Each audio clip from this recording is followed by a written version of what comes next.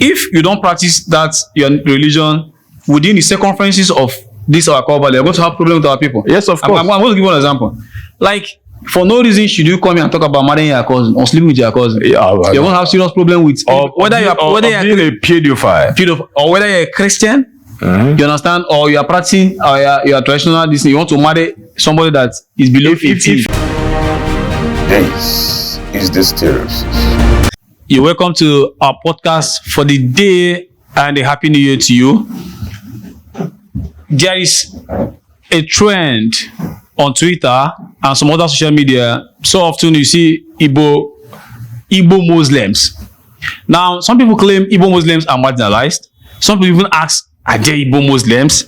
Some people say they are from other part of the neighboring Igbo communities, like the Igala. There are no Igbo Muslims. The Benue people. No, now, Abuchi, let's take it one after the other.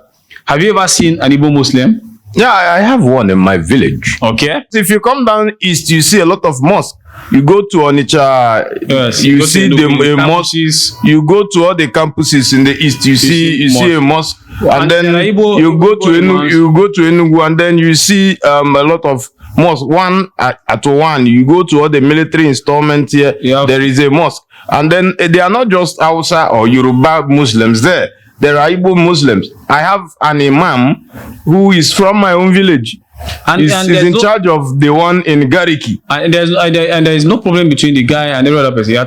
He lives a normal life. He comes to the meeting of the Umuna and then contributes. And then one good thing about it is that he has not lost the core cultural value of our people. Yes, that's another place I'm getting to. Now, you see, we have to make it very clear, like you're explaining in detail now. There are Igbo Muslims, and for the fact that these guys are with us does not mean that because they are Igbo Muslims, they stop them from going to some meetings. Some people are hated because of that.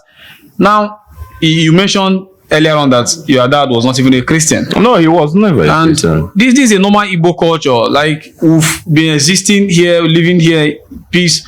I think this religious terms is not our thing. No. You can have a chief priest, what they call oracle in the Igbo land. His daughter or sons can be reverend sister or reverend fathers, and the man is the one that put them in seminary school. Yes, of course. Trained all of them. During the colonial periods, where so many of the native doctors' children, some of them turned out to be reverend fathers. Now you look at Mbaka.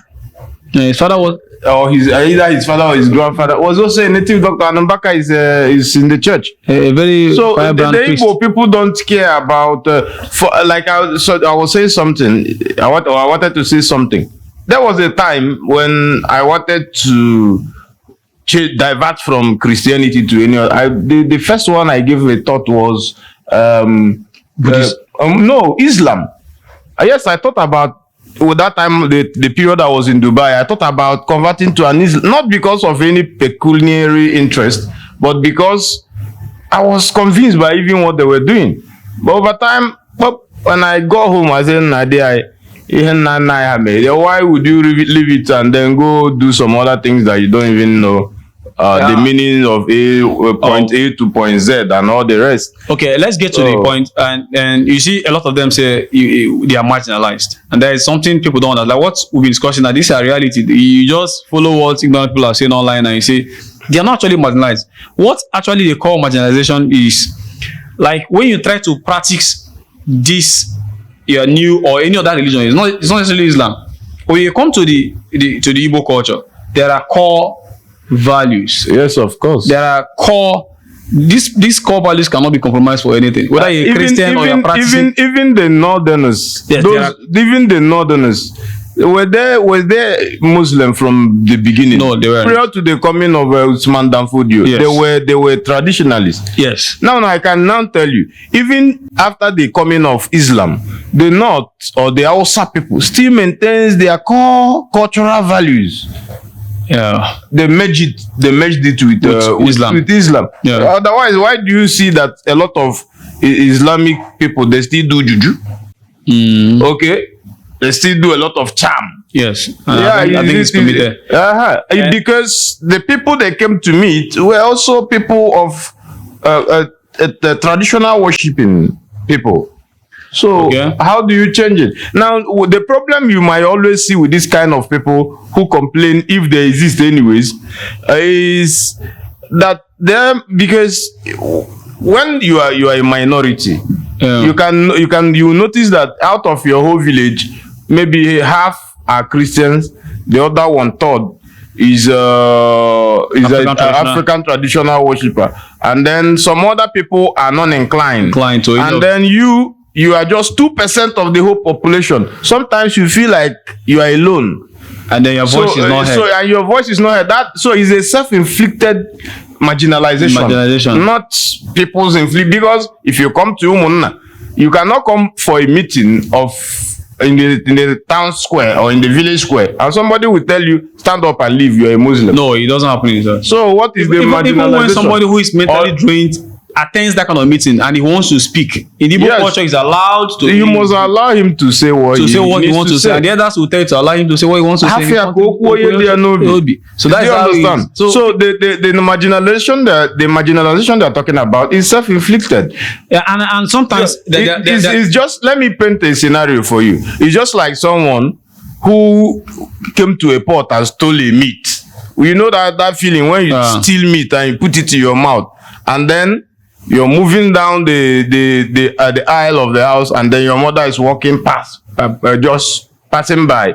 You feel a self-inflicted guilt. Even when she has not noticed that you've done anything, you feel that they've noticed you. And that is the kind of the similarity, what I feel is happening to the Igbo Muslims. Yes. And sometimes, like, I've had this experience because see, Chukuma, I've never had a scenario or a place where they said somebody will not become maybe politically relevant because he's a Muslim, because it's an Igbo Muslim. It doesn't happen.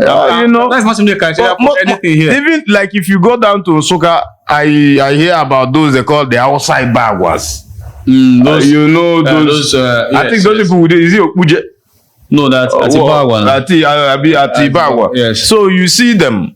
They exist. At least those days in school, we hear about them. A lot of them. And then like in those places now, I've had the experience of one thing. Like when Muslims complain about this marginalization, is actually like what I was saying about the core values of the Igbo culture. If you don't practice that your religion within the circumferences of this our core value, you're going to have problems with our people. Yes, of course. I'm going to give you an example. Like, for no reason should you come here and talk about marrying your cousin or sleeping with your cousin. Yeah, you're going to have serious problem with whether you're being a pedophile, or whether you're a Christian.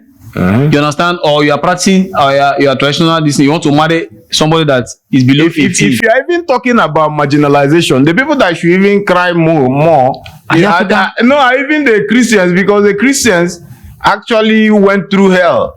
Yes, in trying to alter a lot of our cultural values. Yes. And then the African native traditional worshippers have fought against them vehemently. Yes. Even up till now, I can assure you, even though they've been ground shifted a lot.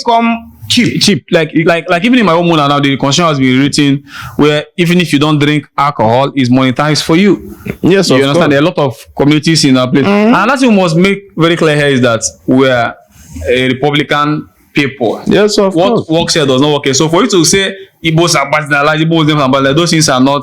Concerning this marginalization issue, there's this case in my own community, something I experienced in my Umunna.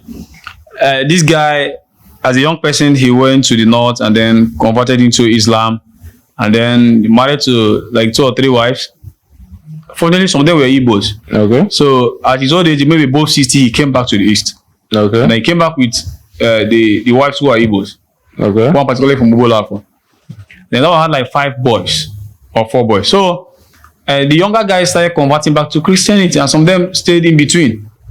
Okay. They're not Christian, they're not Muslim, but they're not more serious with the practice. Okay. So and the man made a comment or made a statement to the children that if you leave his religion, then you're not entitled to his property. But that is it doesn't tie up with what the Igbo culture says. And the land also he had is inherited land from his grandparents. So his grandparents were traditional worshippers. So he has no right to dictate who gets what and how. His children thought he was joking, and he started selling the land. feeling that he doesn't have any other children around to take care of the land. So he actually reported him to the woman, and the woman said, for where? This cannot happen.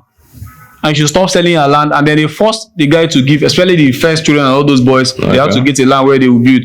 Because already they were not born here. They were born up north. Up north. And they came back as adults. Okay. And then they needed to properly integrate with their people to have those their ancestral land. A sense of belonging. And they need those their ancestral land, so they will live there. So, and this man, after the quarrel and every other thing, the man went back to the north, and later on he died. So those are the kind of things they call marginalization. You get those kind of cases and they go back there and say they are marginalized. You're not allowed to do this. It's just like you, because you begin to profess a new religion. Maybe you go and import Buddhism, and then everybody is avoiding you. And then you come and say you are being marginalized. You are the one marginalizing yourself.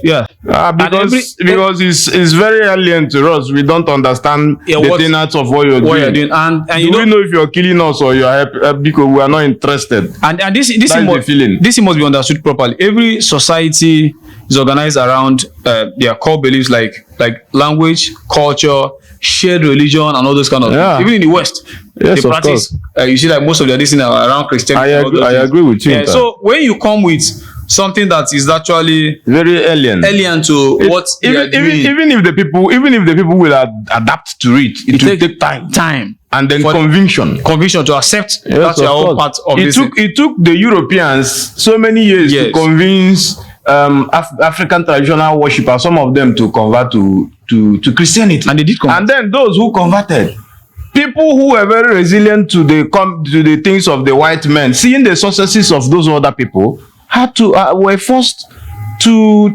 convert. Yes. Your mother so you have to convert. Yes. When you've sinned, even if you don't convert, you pretend to have been converted. That is now where you see a misbreed Christian. Agada Christian. You pretend in the morning you're Christian, at night you're a traditional worshipper. Agada Christian way. Now it's very funny, but it takes time. Those kind of things takes time. The Igbo people are not too at home with Islam. That's the fact. We can always adapt. Coming to your home and you are an Islamic person, we have to shrink ourselves to adapt to your own pattern. That is why you go to the north. You can't sit anywhere and then drink in the open place. Drink beer just like we do here. You get the point. Or you have that kind of type of Islam that allows, because like I have a lot of instances from my place. A lot of my people who are this. One kid to my dad, one that was giving us a gist how he had problem with the imam, because the imam was preaching that their daughters cannot marry any person who are not Muslim. But he stood up and told the imam that he decides to become a Muslim. That if your daughter decides to be a Muslim, everybody has a right to choose their own religion. And he said nobody forced him to become a Muslim. The man who became a Muslim, by the way, did anybody choose Islam for him? For him, that's nobody chose it. So religion is what you choose. You don't choose where you come into. Yes. But after you were born and you grow, you can choose whatever faith you believe in. Yes. It's a matter of personal decision and personal choice. And that's how our people.